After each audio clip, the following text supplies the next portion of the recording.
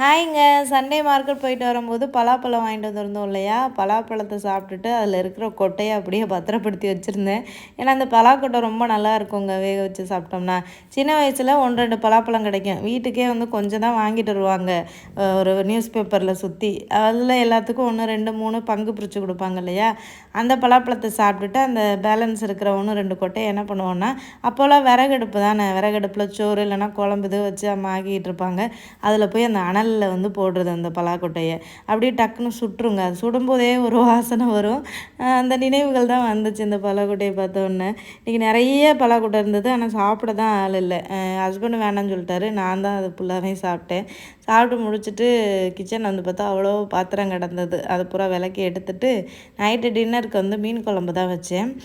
மீன் ஃப்ரீசரில் கொஞ்சம் வச்சுருந்தேன் அந்த காரா மீன். அதை வந்து இந்த எங்கள் ஊர் சைடெல்லாம் நாங்கள் வந்து ரசம் மாதிரி வைப்போம். தேங்காய் அரைச்சி ஊற்றி தண்ணியாக ரசம் மாதிரி இருக்கும். ரொம்ப நல்லாயிருக்கும். எங்கள் ஊர் சைடு இந்த குழந்த பிறந்தவங்க வீட்டிலலாம் இந்த மீனை போட்டு குழம்பு வச்சு கொடுப்பாங்க. குழந்த பிறந்தவங்களுக்கு நல்ல தாய்ப்பால் வரும்னு சொல்லிட்டு ரொம்ப சூப்பராக இருக்கும். இந்த மீனை புளி கரைச்சி வச்சா அந்தளவுக்கு நல்லா இருக்காது. இந்த மாதிரி தேங்காய் பால் போட்டு ரசம் மாதிரி வச்சா தான் இந்த குழம்புக்கே ஒரு டேஸ்ட்டுன்னு சொல்லுவாங்க.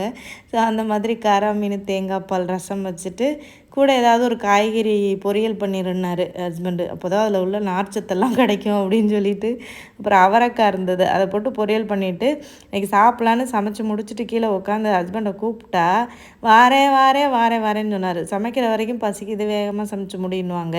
சமைச்சு முடிச்சதுக்கப்புறம் கூப்பிட்டோம்னு வைங்களேன் வாரேன் வாரேன்னு சொல்லிட்டு டைம் கடத்திட்டுருப்பார். சரி தட்டில் போட்டு சோற்று ஆற வைப்போன்னு சொல்லிட்டு எடுத்துகிட்டு இருந்தேன். ஆதவ் வந்து எனக்கு பரிமாறாருனா பாருங்கள், குழம்பு ஊற்றி மீனெல்லாம் எடுத்து வச்சு சூப்பராக வந்து சாப்பிட்டாச்சு. காரா மீனெல்லாம் யாரெல்லாம் இந்த மாதிரி உங்கள் ஊர் சைடை வச்சு சாப்பிடுவீங்க அப்படின்றத கமெண்ட்டில் ஷேர் பண்ணுங்கள். பாய், குட் நைட்.